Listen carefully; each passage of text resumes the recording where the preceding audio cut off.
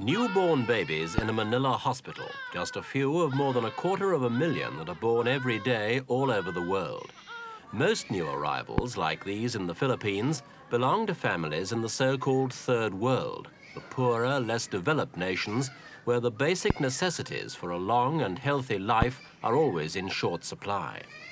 Many of the babies here are probably receiving better medical care and attention in these first few days than they'll ever get again in the rest of their lives.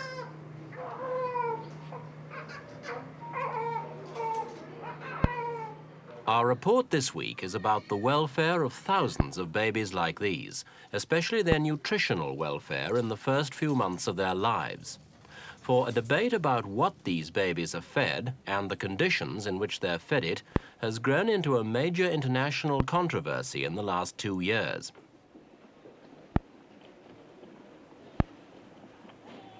Basically, it's an issue between traditional mother's milk and manufactured baby foods, the breast versus the bottle.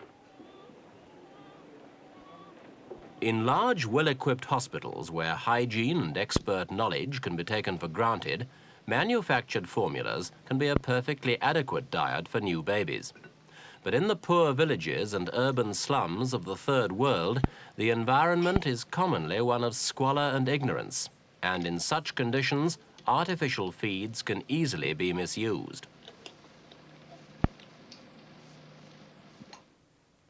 The controversy began with this report from the British charity War on Want.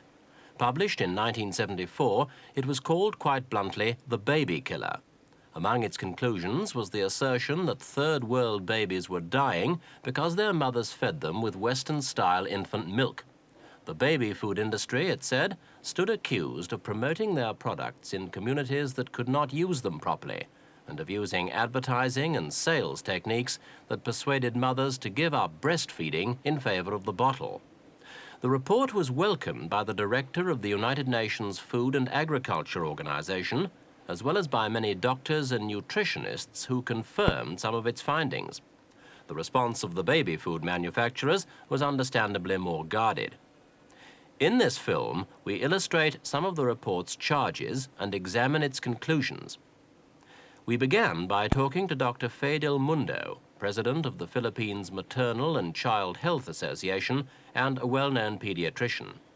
We asked her first if she agreed with War on Want's charge that in some circumstances, baby feeds did kill children. Well, perhaps that is quite strong. Although my experience and my practice is more or less urban, and probably there are more enlightened mothers in the group that I take care of, and so such a statement may be a little strong. Perhaps in depressed areas and in less privileged areas, that may hold true. They say it's like that in very remote areas, that artificial feeding may, in fact, be because of a number of illnesses which lead to death. It is serious enough to cause concern. We find that many cases of gastrointestinal disorders, especially diarrhea, may be attributed to artificial feeding. Breastfeeding, of course, is the traditional method of nourishing newborn babies, and with good reason.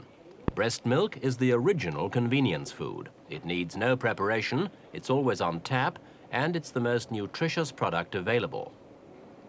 It contains far less protein and salts than cow's milk, so it's easily processed by fragile infant kidneys. It also contains certain antibodies which give additional protection against disease. Gastroenteritis, for example, is almost unknown in breastfed babies, but it can be lethal in those fed on cow's milk.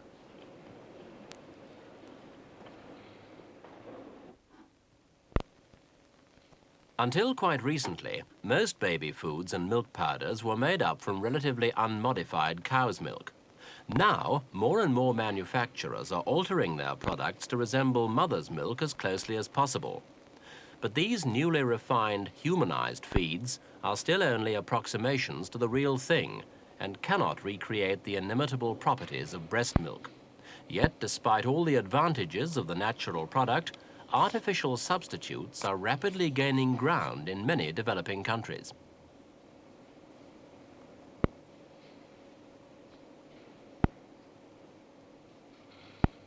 The trend away from breastfeeding has many causes, and as War on Want itself maintained, it shouldn't be explained simply in terms of manufacturers' promotions. But it is a fact. So did doctors still believe that mother's milk was best? I think so. From the standpoint of nutrition, we are agreed on the fact that it is still unsurpassed, quite suitable for the infant.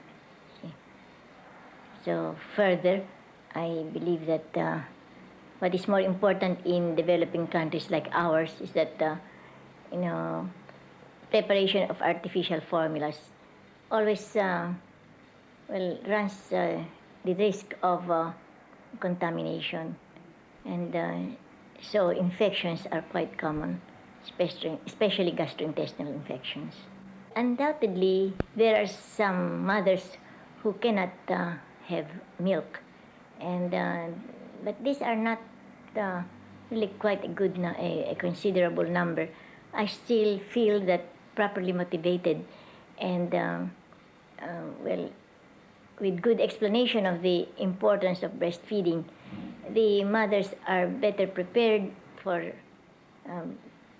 this function of theirs, which is to breastfeed.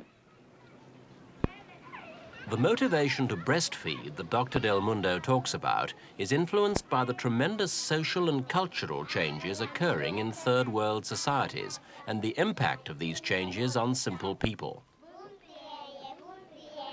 Many peasants are leaving the country for the towns, while at the same time, urban civilization on the Western pattern is gradually reaching out into their villages. These people are therefore exposed to many new influences that change their habits and behavior.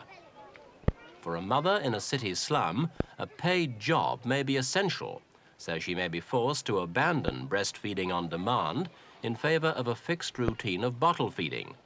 Or she may even have to entrust the feeding of her babies to neighbors.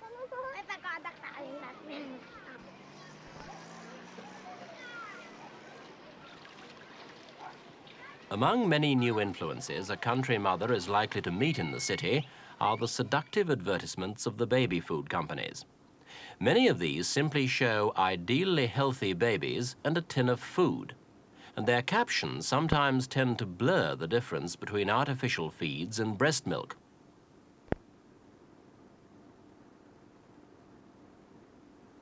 The companies maintain they never promote their products as better than mother's milk, and point to posters like this, encouraging mothers to breastfeed for as long as possible.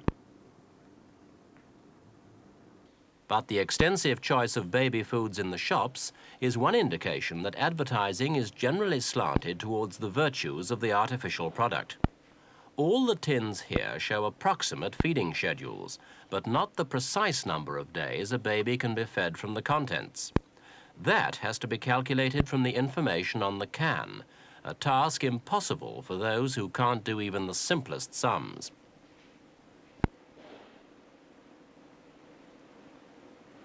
Close by the baby foods are the baby feeders, the bottles, whose use in unhygienic conditions is one of the biggest criticisms in War on Want's report. As with the milk tins, full instructions are supplied on how to sterilize the bottle, use it, and clean it after use.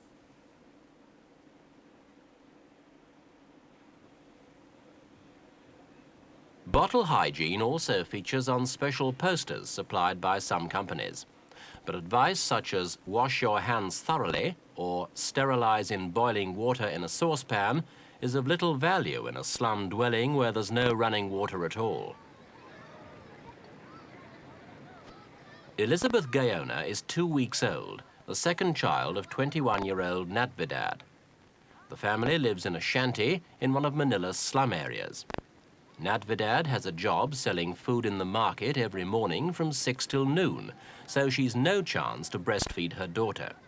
She took advice from a clinic on how to bottle feed, but despite this, she was still confused and actually told us she'd been instructed to sterilize the bottle only twice a week. When misunderstandings like this can so easily lead to serious illness, how responsible do the companies feel? Mr. Danny Velasquez is the marketing manager for Nestlé's distribution company in the Philippines. Certainly, we have some responsibilities. This is the reason why in promotions of the infant milks that we carry, we follow very closely the code of ethics provided to us by Nestle. However, we still believe that the basic responsibility of teaching mothers about hygiene and sanitation rests with the health and education authorities of the government in much the same way that I think they're the ones who are primarily responsible for teaching people not to walk barefoot in snail or worm-infested areas. We do our share as much as we can, but this is our thinking on this point. The promotions of our products are directed towards doctors, paramedicals, and hospitals.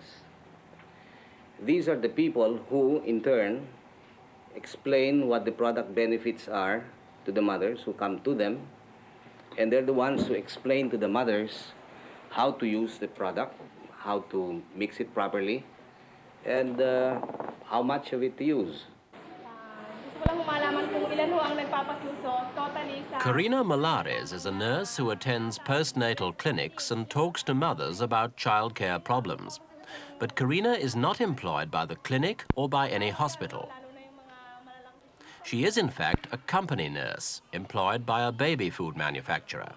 And basically, her job is to promote her company's products with both the clinic and the mothers.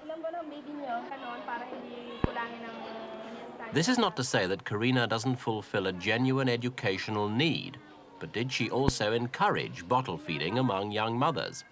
No, actually, it's not part of our job to encourage bottle feeding instead of breastfeeding, because our job mainly is to do follow-ups and do servicing of the mothers whom they have prescribed originally bottle feeding. If the mothers are having sufficient milk for their own baby's use, we do not encourage them to bottle feed.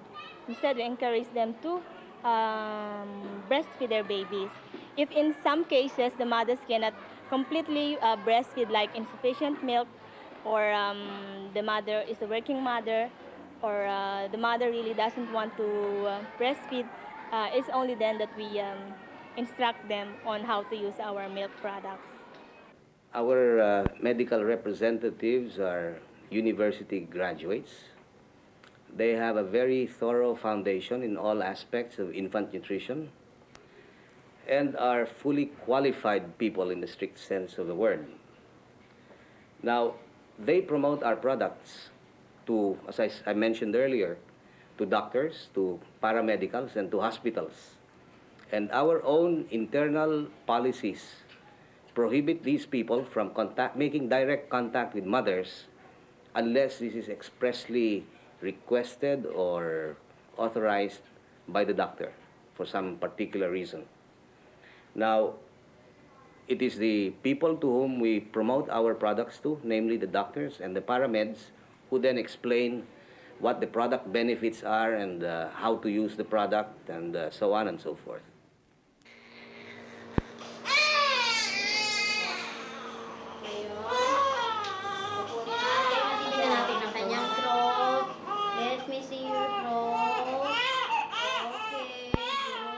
Not all company executives and not all company nurses are as particular as Mr. Velasquez or Karina. There have been abuses of the educational approach in which company nurses became little more than salesgirls in uniform. As such, they encouraged mothers to bottle feed their babies while they were breastfeeding them quite satisfactorily and before there was any need for supplementary feeds.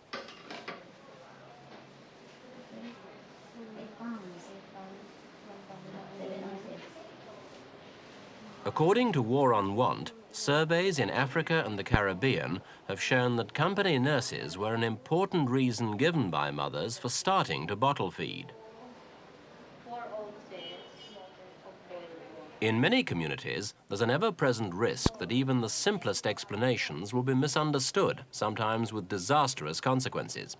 Even in Manila, where literacy is fairly high by third world standards, it was a problem Karina had sometimes encountered.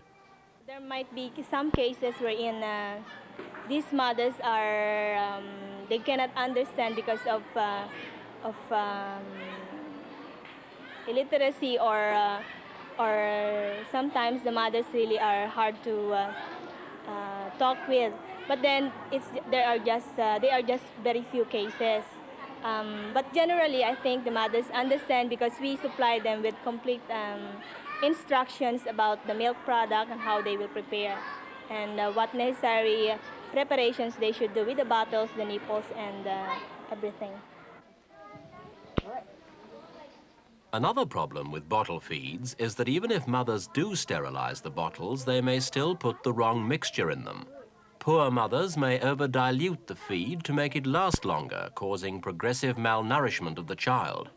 Even so, the companies contend that on balance, their products do more good than harm. A range of products have been developed over the years at considerable expense.